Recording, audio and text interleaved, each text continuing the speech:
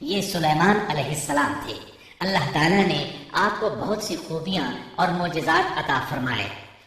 سورۃ النمل آیت 16 میں ہے، اور داؤد کے وارث سلیمان ہوئے، کہنے لگے لوگوں ہمیں پرندوں کی بولی سکھلائی گئی ہے اور ہم سب کچھ دیے گئے ہیں، بے شک یہ بالکل کھلا ہوا فضل الہی ہے۔ یہاں وراثت سے مراد مال نہیں بلکہ بادشاہت اور نبوت مراد ہے۔ اللہ تعالیٰ نے انہیں ایسا بادشاہ بنایا کہ ساری دنیا میں ان جیسا کوئی نہیں ہوا، آپ سے بڑھ کر بادشاہت بھی کسی کی نہ ہو سکی، کیونکہ خود سلیمان علیہ السلام نے یہ دعا کی تھی کہ الہی مجھے ایسی سلطنت عطا فرما کہ جو میرے بعد اور کسی کے شایان شان نہ ہو۔ کہا کہ اے میرے رب مجھے بخش دے اور مجھے ایسا ملک عطا فرما جو میرے سوا کسی شخص کے لائق نہ ہو، تو بڑا ہی دینے والا ہے۔ بس ہم نے ہوا کو ان کے ماتحت کر دیا، وہ آپ کے حکم سے جہاں آپ چاہتے نرمی سے پہنچا دیا کرتی تھی، اور طاقتور جنوں کو بھی ان کا ماتحت کر دیا، ہر عمارت بنانے والے کو اور غوطہ خور کو اور دوسرے جنات کو بھی جو زنجیروں میں جکڑے رہتے تھے۔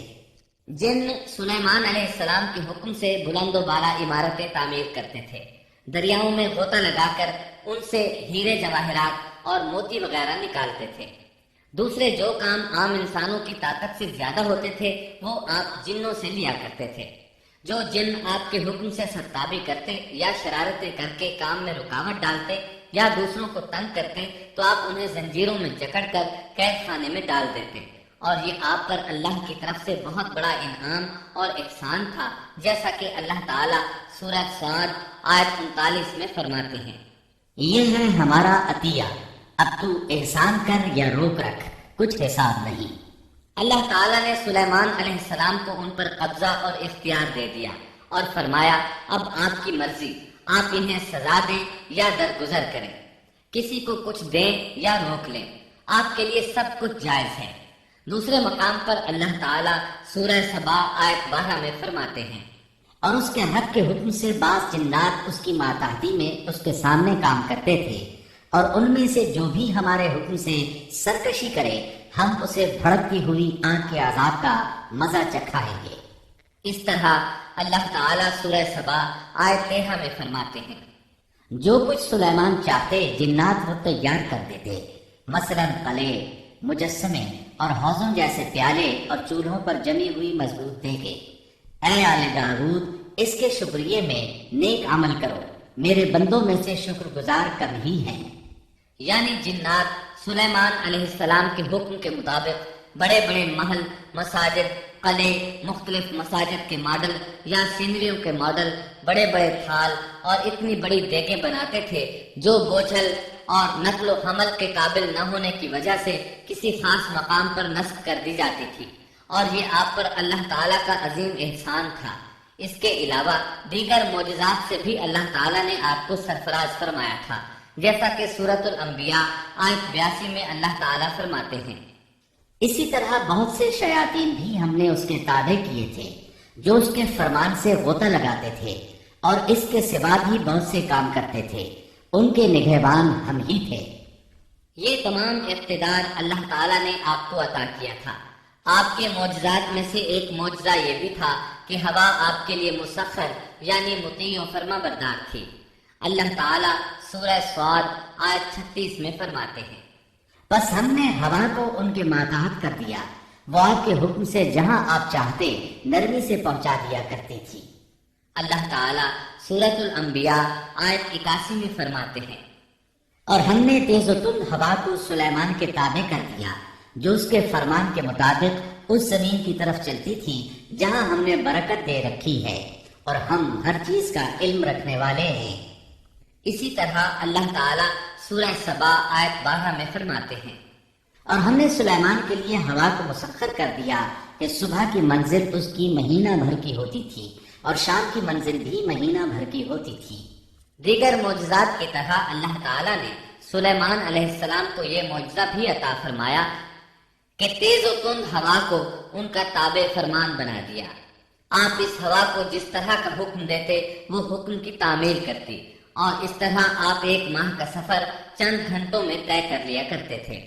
داؤد علیہ السلام کو تو اللہ تعالیٰ نے لوہے کی ڈھلائی کا کام سکھایا تھا، جبکہ سلیمان علیہ السلام کو لوہے کی ڈھلائی کے علاوہ تانبے کی ڈھلائی کا فن بھی سکھایا۔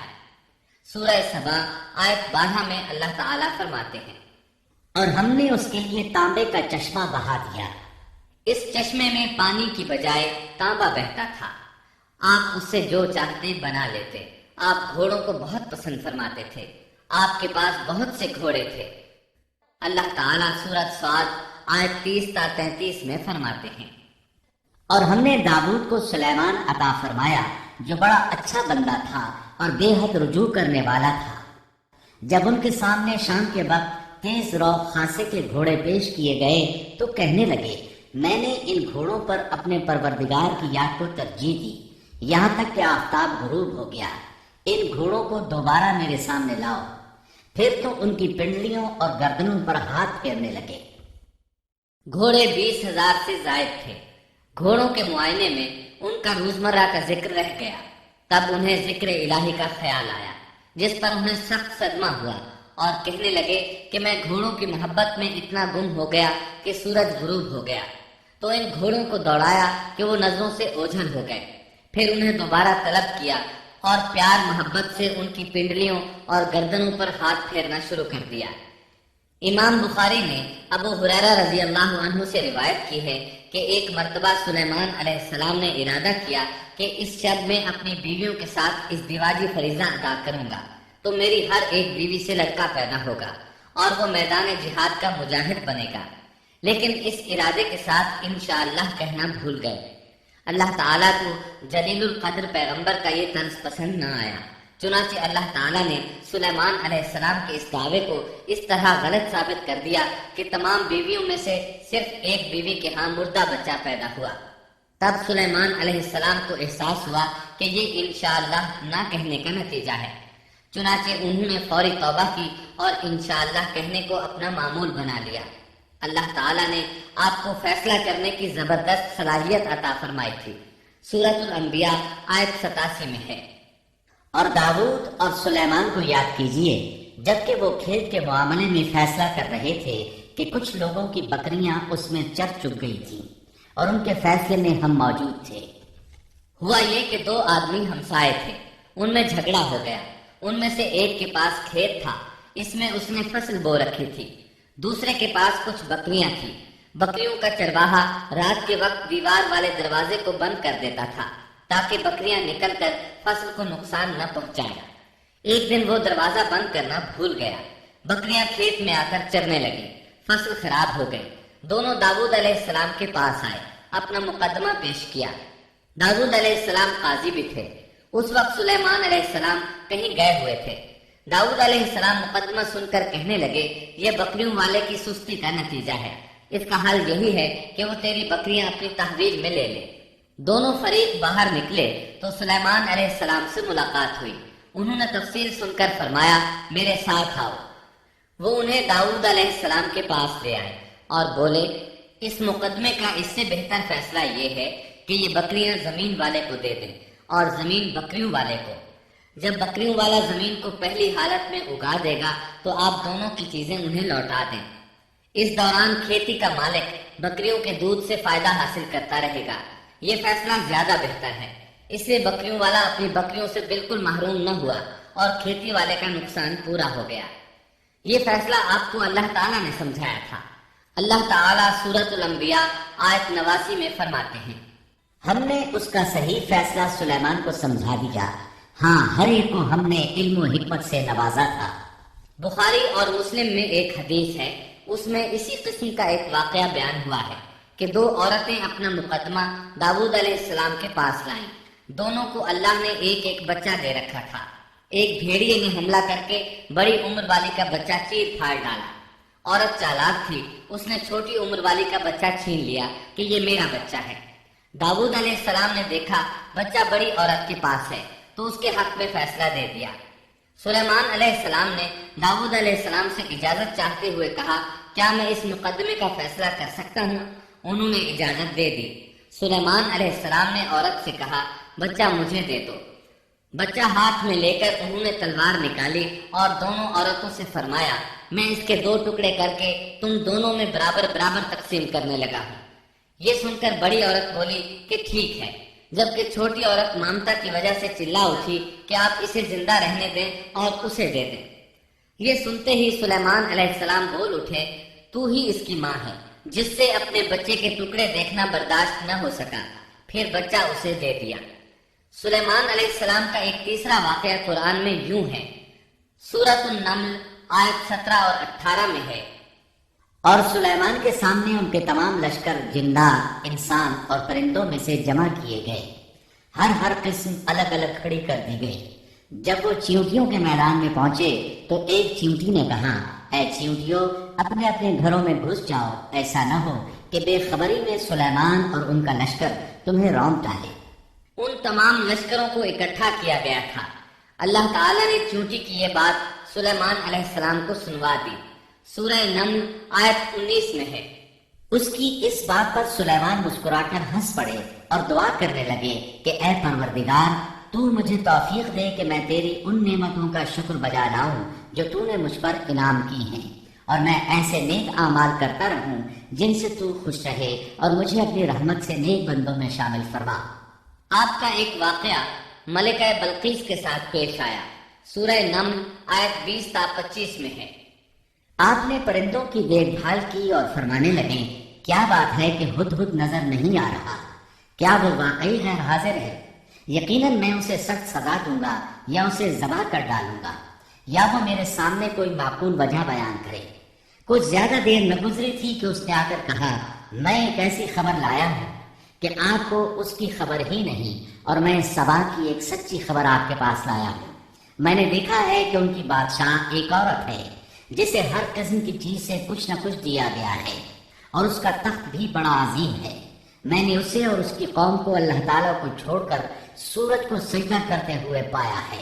شیطان نے ان کے کام مزین کر کے انہیں دکھلا کر سیدھے راستے سے ہٹا دیا ہے، پس وہ ہدایت پر نہیں آتے کہ اسی اللہ کو سجدہ کریں جو آسمانوں اور زمینوں کی پوشیدہ چیزوں کو باہر نکالتا ہے، اور جو کچھ تم چھپاتے اور ظاہر کرتے ہو وہ سب کچھ جانتا ہے۔ ہدہد نے اللہ تعالیٰ کی یہ صفت اس لیے بیان کی کہ یہ اپنی حس کے ذریعے زمین میں پانی والے حصے کا پتہ چلا لیتا ہے۔ سلیمان علیہ السلام کو بھی یہی ہدہد بتایا کرتا تھا کہ پانی کہاں ہے، پھر آپ جنات کے ذریعے پانی نکلواتے تھے۔ یہ اطلاع سن کر سلیمان علیہ السلام حیران ہوئے۔ آپ نے ہدہد سے کہا ہم ابھی تمہاری بات کی تصدیق کر لیتے ہیں۔ سورہ نمل آیت 27 اور 28 میں ہے۔ سلیمان نے کہا اب ہم دیکھیں گے کہ تو نے سچ کہا ہے یا تو جھوٹا ہے۔ میرے اس خط کو لے جا کر انہیں دے دے، پھر ان کے پاس سے ہٹ آ اور دیکھ کہ وہ کیا جواب دیتے ہیں۔ آپ نے ایک خط لکھ کر اسے دیا۔ ہدہد وہ خط لے کر ملکہ بلقیس کے محل پہنچا۔ خط اس کے سامنے گرا کر خود دیوار پر جا بیٹھا۔ خط دیکھ کر ملکہ بلقیس نے کہا، وہ کہنے لگی اے سردارو میری طرف ایک بابرکت خط ڈالا گیا ہے جو سلیمان کی طرف سے ہے، اور جو بخشش کرنے والے مہربان اللہ کے نام سے شروع ہے، یہ کہ تم میرے سامنے سرکشی نہ کرو اور مسلمان بن کر میرے پاس آ جاؤ۔ اس نے کہا اے میرے سردارو تم میرے اس معاملے میں مجھے مشورہ دو، میں کسی امر کا قطعی فیصلہ جب تک تمہاری موجودگی اور رائے نہ ہو نہیں کیا کرتی۔ اور سب نے جواب دیا کہ ہم طاقت اور قوت والے، سخت لڑنے بھیڑنے والے ہیں، آگے آپ کو اختیار ہے، آپ خود ہی سوچ لیجئے کہ ہمیں آپ کیا کچھ حکم فرماتی ہیں۔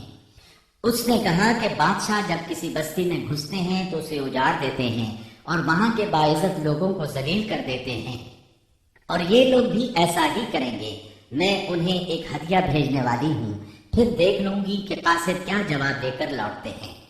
ملکہ بلقیس یہ اندازہ کرنا چاہتی تھی کہ سلیمان علیہ السلام کس قسم کے بادشاہ ہیں، اور یہ کہ وہ ان کے خلاف لڑ سکیں گے یا نہیں۔ چنانچہ اس نے فلسطین کی طرف بے شمار تحائف روانہ کیے تاکہ لڑائی کی نوبت نہ آئے، لیکن جب یہ تحائف سلیمان علیہ السلام کے پاس پہنچے تو آپ غضبناک ہو گئے۔ بس جب قاصد سلیمان کے پاس پہنچا تو آپ نے فرمایا کیا تم مال سے مجھے مدد دینا چاہتے ہو؟ مجھے تو میرے رب نے اس سے بہت بہتر دے رکھا ہے جو اس نے تمہیں دیا ہے، بس تم ہی اپنے تحفے سے خوش رہو۔ جا ان کی طرف واپس لوٹ جا، ہم ان کے مقابلے پر وہ لشکر لائیں گے جن کے سامنے پڑنے کی ان میں طاقت نہیں، اور ہم انہیں ذلیل و پست کر کے وہاں سے نکال باہر کریں گے۔ قاصد ان کا جواب سن کر اور یہ صورتحال دیکھ کر دہشت زدہ ہو گئے۔ انہوں نے بلقیس کے پاس جا کر ساری حقیقت بیان کر دی۔ ملکہ بلقیس نے انہیں پیغام بھجوایا کہ ہم اسلام قبول کرنے کے لیے تیار ہیں۔ سلیمان علیہ السلام تک اس کا پیغام پہنچا تو آپ اپنے درباریوں کی طرف متوجہ ہوئے۔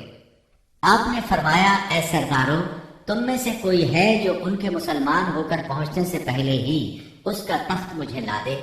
ایک قوی ہیکل جن کہنے لگا، آپ اپنی مجلس سے اٹھیں، اس سے پہلے میں اسے آپ کے پاس لا دیتا ہوں۔ یقین مانیے کہ میں اس پر قادر ہوں اور ہوں بھی امانت دار۔ جس کے پاس کتاب کا علم تھا وہ بول اٹھا کہ آپ پلک جھپکائیں، اس سے بھی پہلے میں اسے آپ کے پاس پہنچا سکتا ہوں۔ جب آپ نے اسے اپنے پاس موجود پایا تو فرمانے لگے، یہی میرے رب کا فضل ہے تاکہ وہ مجھے آزمائے کہ میں شکر گزاری کرتا ہوں یا ناشکری۔ شکر گزار اپنے ہی نفع کے لیے شکر گزاری کرتا ہے، اور جو ناشکری کرے تو میرا پروردگار بے پرواہ اور کرم کرنے والا ہے۔ حکم دیا کہ اس کے تخت کی صورت بدل دو تاکہ معلوم ہو جائے کہ یہ راہ پا لیتی ہے یا ان میں سے ہوتی ہے جو راہ نہیں پاتے۔ تخت لانے والے آدمی کے متعلق جو یہ آیا ہے کہ اس کے پاس کتاب کا علم تھا، تو مفسرین کا اس کے بارے میں اختلاف ہے کہ وہ کون تھا۔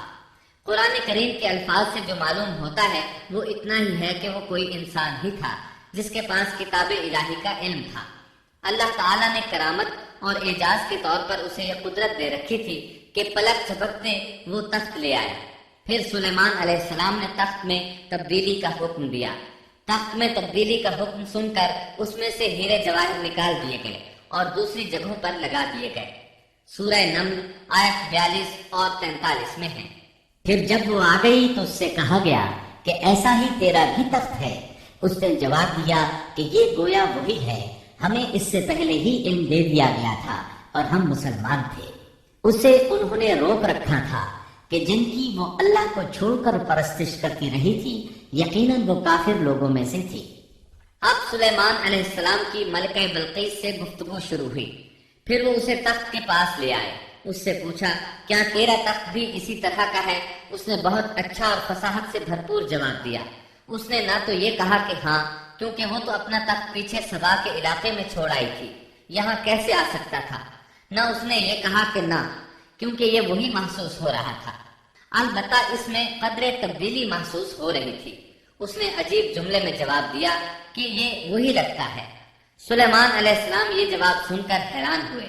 اب آپ نے اسے اپنی سلطنت کا غلبہ دکھانے کے لیے ایسا منظر دکھایا جو کسی بشر نے آج تک نہیں دیکھا۔ چنانچہ آپ اسے ایک محل میں لے گئے۔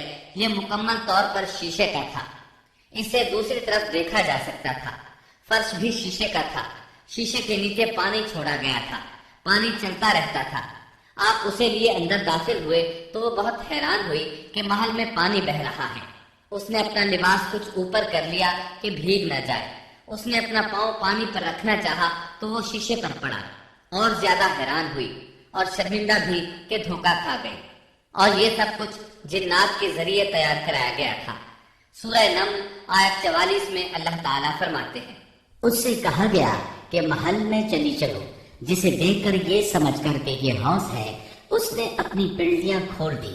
سلیمان نے کہا، یہ ایسا محل ہے جس میں نیچے بھی شیشے جڑے ہوئے ہیں۔ کہنے لگی، میرے پروردگار، میں نے اپنی جان پر ظلم کیا، اب میں سلیمان کے ساتھ اللہ رب العالمین کی مطیع اور فرمانبردار بنتی ہوں۔ یہ عظیم سلطنت دیکھ کر وہ جان گئی کہ سلیمان علیہ السلام صرف بادشاہ ہی نہیں، نبی بھی ہیں۔ چنانچہ اس نے فوراً ایمان قبول کر لیا۔ سلیمان علیہ السلام کا سب سے بڑا کارنامہ یہ ہے کہ آپ نے مسجد اقصی تعمیر کروائی۔ اس کی پہلی تعمیر یعقوب علیہ السلام نے کرائی تھی۔ صحیح حدیث میں ہے کہ رسول اللہ صلی اللہ علیہ وسلم سے پوچھا گیا، زمین میں کون سی مسجد سب سے پہلے تعمیر کی گئی؟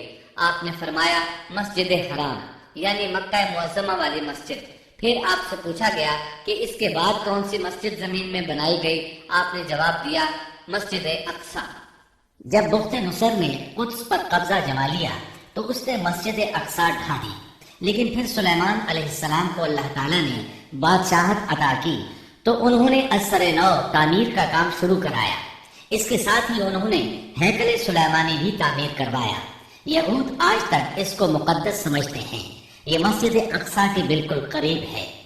مسجد اقصیٰ کی فضیلت میں بہت سی روایات ملتی ہیں، جیسا کہ رسول اللہ صلی اللہ علیہ وسلم کا ارشاد ہے، مسجد حرام میں ایک نماز کا ثواب 1,00,000 نمازوں کے برابر ہے، مسجد نبوی میں ایک نماز کا ثواب 1,000 نماز کے برابر ہے، اور مسجد اقصیٰ میں 500 نمازوں کے برابر ثواب ملتا ہے۔ مسند احمد میں عبداللہ بن عمرو بن عاص رضی اللہ عنہما سے روایت ہے کہ رسول اللہ صلی اللہ علیہ وسلم نے فرمایا، جب سلیمان علیہ السلام نے بیت المقدس کو تعمیر کیا تو اللہ تعالیٰ سے 3 دعائیں مانگی، ان میں سے اللہ تعالیٰ نے 2 قبول فرمائیں اور ایک کے بارے میں ہم امید رکھتے ہیں کہ وہ ہمیں ملے گی۔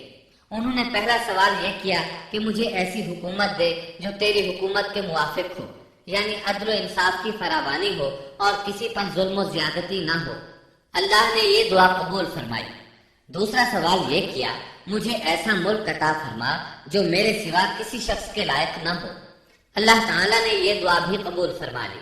تیسرا سوال یہ کیا کہ جو شخص بھی گھر سے نکلے اور وہ مسجد اقصیٰ میں نماز پڑھنے کا ارادہ رکھتا ہو تو وہ اپنے گناہوں سے اس طرح نکل جائے جس طرح کی پیدائش کے دن تھا۔ اس تیسرے سوال کے متعلق رسول اللہ صلی اللہ علیہ وسلم نے فرمایا، امید ہے یہ دعا اللہ نے ہمارے لیے رکھ لی ہو۔ اللہ تعالیٰ نے انہیں اس قدر طاقت اور قدرت عطا فرمائی تھی، لیکن اس کے باوجود آپ بشر تھے اور موت ہر بشر کو پہنچ کر رہتی ہے۔ انسان جس قدر بھی قدرت حاصل کر لے، جتنا بھی غلبہ پالے، جتنی بھی عظمت حاصل کر لے، لیکن موت سے نہیں بچ سکتا۔ اللہ تعالیٰ نے تو نبی کریم صلی اللہ علیہ وسلم کے متعلق فرمایا ہے، سورۃ الزمر آیت 30 میں ہے، بے شک خود آپ کو بھی موت کا مزہ چکھنا ہے اور یہ سب بھی مرنے والے ہیں۔ اللہ تعالیٰ نے چاہا کہ سلیمان علیہ السلام کی موت سے بھی لوگوں کو عبرت ہو اور نشانیاں ظاہر ہوں، کیونکہ اس دور میں لوگ جنات کے فتنے میں مبتلا تھے۔ یہ خیال کرتے تھے کہ جنات کو غیب کا علم ہے۔ اللہ تعالیٰ نے چاہا کہ لوگوں کو سلیمان علیہ السلام کی موت کے ذریعے بتائیں کہ جنات کو علم غیب نہیں ہے۔ ایک دن سلیمان علیہ السلام نے جنات کو سختی کے ساتھ مسخر کیا اور وہ آپ کے سامنے کام کرنے لگے۔ آپ ان کی نگرانی کرتے رہتے۔ جنات کے دلوں میں آپ کا بہت خوف تھا۔ آپ انہیں سستی کرنے پر سخت سزا دیتے تھے۔ آپ کھڑے ان کی نگرانی کر رہے تھے۔ اس وقت آپ کی عمر 150 سال تھی۔ جنات بیت المقدس کی تعمیر میں مصروف تھے۔ ایسے میں آپ نے اپنا عصا پکڑا اور اس پر اپنی ہتھیلیاں ٹکا دی، پھر ہتھیلیوں پر اپنا سر رکھ دیا۔ اس طرح ان کی نگرانی کرتے رہے۔ اسی حالت میں اللہ تعالیٰ نے آپ کی روح قبض کر لی، تاہم آپ کی آنکھیں کھلی رہیں۔ ادھر جن مسلسل کام میں لگے رہے۔ وہ یہی خیال کرتے رہے کہ سلیمان علیہ السلام زندہ ہیں اور انہیں دیکھ رہے ہیں۔ آپ کا خلیفہ آیا تو وہ جان گیا آپ انتقال کر گئے ہیں، لیکن اس نے بھی جنات پر یہ بات ظاہر نہ کی۔ اس طرح 2 سال گزر گئے۔ جن اس قدر سخت نگرانی پر حیران تھے۔ وہ دیکھ رہے تھے کہ 2 سال سے سلیمان علیہ السلام نے حرکت تک نہیں کی، پلک تک نہیں جھپکی۔ ادھر اللہ تعالیٰ نے دیمک کو سلیمان علیہ السلام کے عصا پر مسلط کر دیا۔ وہ اندر اندر لاٹھی کو کھوکھلا کرتی رہی۔ آخر لاٹھی ٹوٹ گئی۔ سلیمان علیہ السلام زمین پر گر گئے۔ اس وقت جنات کو پتا چلا کہ انہیں فوت ہوئے تو عرصہ دراز ہو چکا ہے۔ تب انسانوں کو بھی معلوم ہو گیا کہ جنات کو غیب کا علم نہیں ہے۔ اللہ تعالیٰ سورہ سبا آیت 14 میں فرماتے ہیں، پھر جب ہم نے ان پر موت کا حکم بھیج دیا تو ان کی خبر جنات کو کسی نے نہ دی سوائے گھن کے کیڑے کے جو ان کے عصا کو کھا رہا تھا۔ پس جب سلیمان گر پڑے تو اس وقت جنات نے جان لیا کہ اگر وہ غیب دان ہوتے تو اس ذلت کے عذاب میں مبتلا نہ رہتے۔ اس طرح اللہ تعالیٰ نے لوگوں کو مطلع کر دیا کہ جنات بھی مخلوق ہیں، غیب دان نہیں۔ اللہ تعالیٰ ہی ان پر قادر ہے۔ اور اسی کے ساتھ سلیمان علیہ السلام کا قصہ اپنے اختتام کو پہنچا۔